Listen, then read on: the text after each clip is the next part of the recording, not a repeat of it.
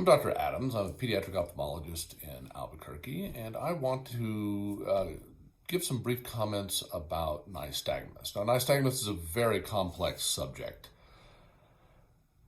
and, and there are books that are 1,000 pages long written on this topic, so I'm not going to go in that kind of detail. But I do want to touch on nystagmus. First of all, I want to say that nystagmus has become an increasingly complex topic. Before 2002, there were maybe 4 different types of nystagmus: congenital nystagmus, latent nystagmus, and acquired nystagmus. A group of neurologists and ophthalmologists got together in 2002. Their acronym was CEMAS. They got together and they reviewed nystagmus, and they came up with 38 different types of nystagmus. So now it's like Baskin-Robbins. We have almost every flavor of nystagmus imaginable.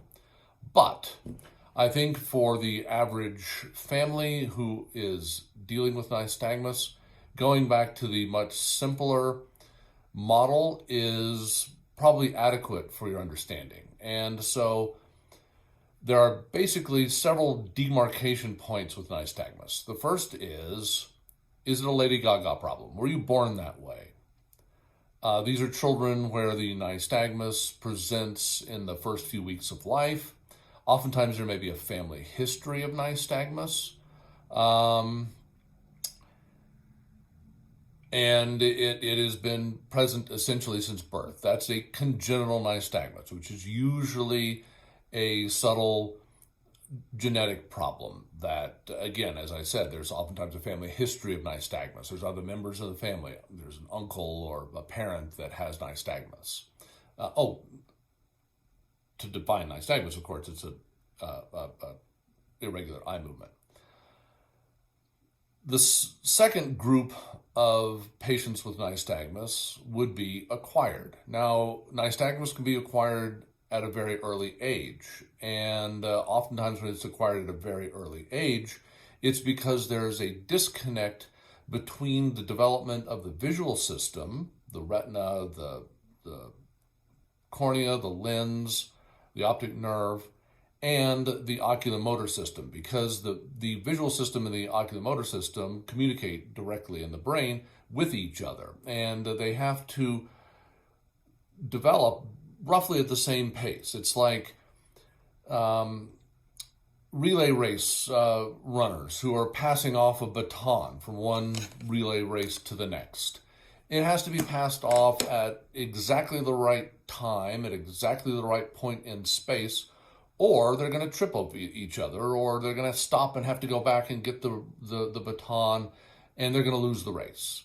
And that can happen with the visual system and the oculomotor system if one of them gets out of sync. And the most common reason would be vision loss. Commonly, it would be things like ocular albinism, where the central part of the retina, called the fovea centralis, doesn't develop normally. It's called foveal hypoplasia. This can happen with optic neuropathies or congenital optic nerve problems, such as optic nerve hypoplasia. This can happen with congenital cataracts because the vision is blocked and the brain isn't learning to see normally, while the oculomotor system is learning how to use the eyes, but it doesn't have anything to focus on, and it starts this oscillation. So these are acquired early, and most of these are due to visual problems that can be identified early on. The next group of patients with nystagmus are people who develop it late. This would be, say, 12 to 36 months, or even as an adult. These people generally have some kind of neurologic problem, and they end up getting an MRI and going to see a neurologist. And there's all kinds of things, inner ear vestibular problems, tumors and strokes and everything that can involve neurology with the brain, obviously, can create a nystagmus. So we're not going to go into great detail on those kinds of things, because generally those are medical problems that have to be identified with imaging and possibly treated by a neurosurgeon. So the kinds of nystagmus that are treated primarily by pediatric ophthalmologists would be the congenital types of nystagmus and the types of nystagmus that are involved with vision loss. And I always tell patients that it's very important to maximize everything. It's important to maximize the vision. It's important to maximize the eye muscle balance, because oftentimes these patients will have crossed eyes, or their eyes will go out, or maybe one will go up or down. They may have significant head tilts, which can be in almost any plane. The head tilts are usually created because the patients are looking for what's called a null point. There may be a point in space, and it could be behind them, where their nystagmus is least. And this is very important because there's something called foveation time. And when you or I are staring at an object, we keep our eyes very still, not absolutely still. There's something called microsaccades, and that has to do with the way that the retina works and actually develops information, but that's beyond the scope of what I'm talking about here. What I'm talking about are large movements of the eyes. And when you and I are looking at something, if you focus on something over here and you read it, you stop your eyes and they focus on that target. And then if you swing over and focus on something over here and read it, then again, your eyes stop on it. When you're moving from here to here, you don't stop seeing, but your functional visual acuity drops significantly because your eyes aren't focused on a target. It's not that you don't see anything that's here, but if there's something written here, even if it's large, you can't read it. When you're going from here and focusing, and here and focusing, here you're not reading anything because your eyes are moving across it. With nystagmus, the patients are always moving across the object. There are these brief moments that we've identified with eye movement recordings where the eyes are more still. And these are periods of foveation where the fovea centralis, the central part of the retina, is getting the most information.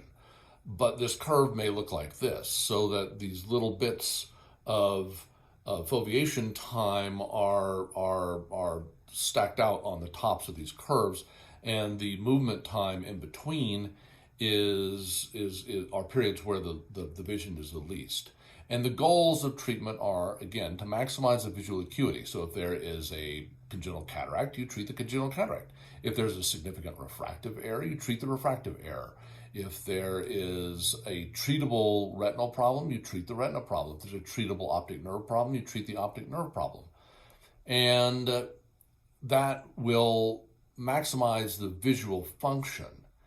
Then we have to work on slowing down the nystagmus. And there's different ways of doing this. Contact lenses, oddly enough, slow down the nystagmus.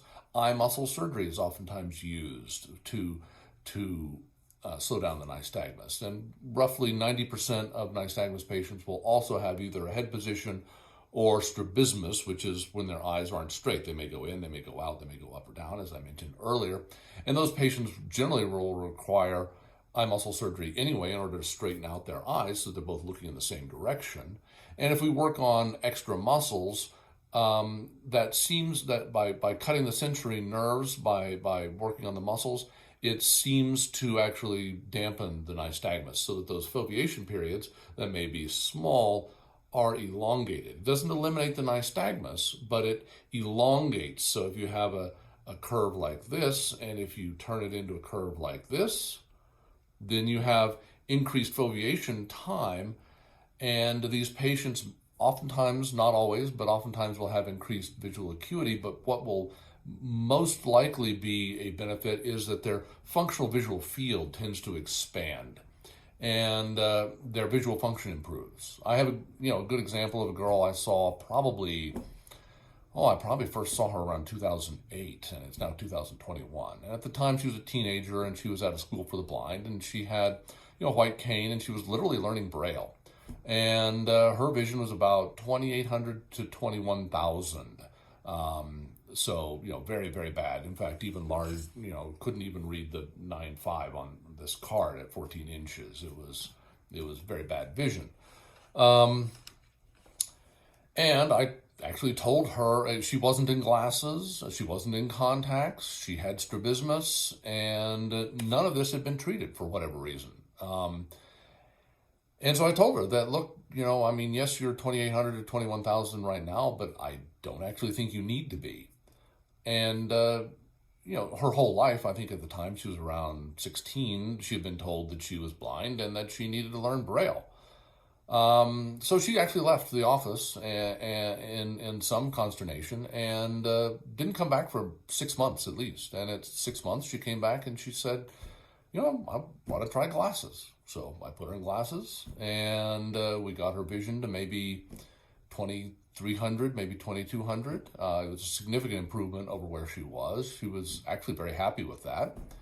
6 months later, she came back and said, I think I want to try contacts. So she had a very high prescription. I sent her out to an optometrist because I only fill very low prescriptions for contacts. It's not my core business. And she got some contacts. I believe they're hard contacts, which actually work better with nystagmus. And as far as slowing it down. And, she came back maybe 6 months later and her vision had improved by, several more lines. I think she was down to maybe, if she was 2,300 or 2,400 before, she was down to maybe 2,200, right? About the cutoff for, or even better. I can't remember exactly because it's been so many years. But anyway, the point is we had a significant incremental improvement in her vision. She was no longer using her cane, and she actually had stopped learning Braille at that point because she was able to read large print books. And maybe 6 months later, she came back and she said, you know what, I want to try eye muscle surgery because her eyes weren't straight.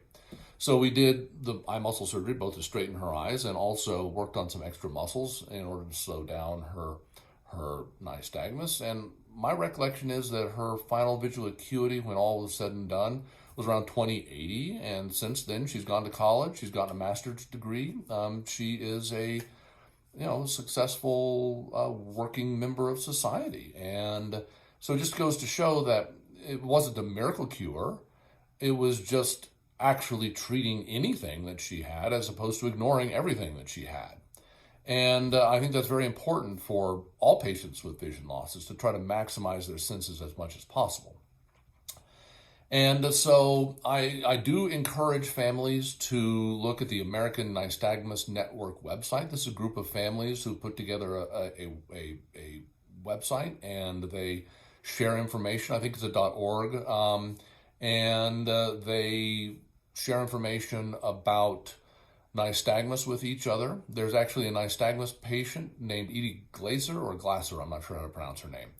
And she's written 2 books on nystagmus, one that is oriented towards children and one that's oriented towards adults. She's not a scientist, but she worked closely with Dr. Hurdle and Dr. Deloso, who was a PhD researcher who actually has nystagmus and has been researching nystagmus since the 1960s.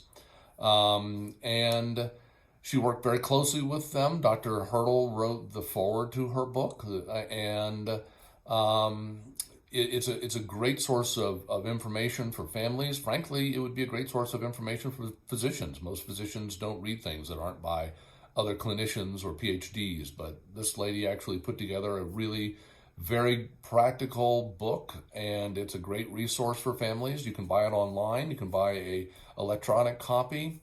And you can even buy print copies from her. So, and there's a link from the American Nystagmus Network website to her book. So anyway, I'm not trying to sell this lady's book. It just happens to be a good resource for families with nystagmus. So anyway, I hope this brief overview of nystagmus is beneficial for some families. And of course, I see lots of people with nystagmus. So I'm always glad to help them out and provide them with additional resources. So thank you very much and have a great day. Bye.